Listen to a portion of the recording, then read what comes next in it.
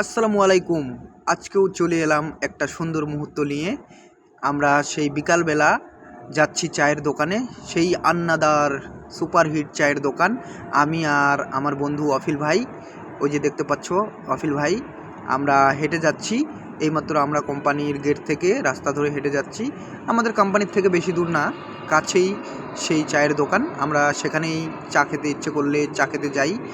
আর তোমরা ফ্রন্ট ক্যামেরায় দেখতে থাকো সেই চায়ের দোকানে যে ভিড়।